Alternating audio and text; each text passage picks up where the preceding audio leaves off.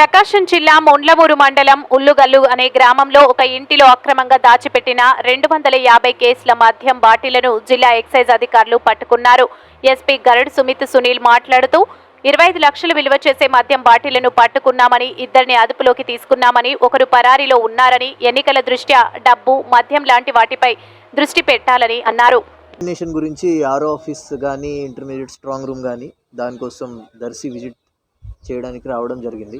అదేలోపు మన ప్రకాశం జిల్లా ఎస్సీబీలో ఉన్న ఇన్స్పెక్టర్ వాంసీ గారు, సూపరింటెండెంట్ రవికుమార్ గారు, అడిషనల్ ఎస్పీ నాగేశ్వరరావు గారు వాళ్ళ టీం ఈరోజు పెద్ద ఎత్తున 243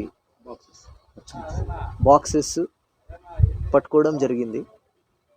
ఇది డ్యూటీ పెయిడ్ లిక్కర్. ఇది వాళ్ళు చెప్పడం నాకు అంటే ఇప్పుడు ప్రజెంట్ 3 గవర్నమెంట్ లిక్కర్ షాప్ నుంచి ఇది తీసుకురావడం జరిగింది. దానికి అన్ని డీటెయిల్స్ మీకు అడిషనల్ ఎస్పీ నాగేశ్వరరావు గారు ఇస్తారు. దాంట్లో ఇన్వెస్టిగేషన్ జరుగుతుంది. ఆ డీటెయిల్స్ మీకు అడిషనల్ ఎస్పీ గారు ఇస్తారు.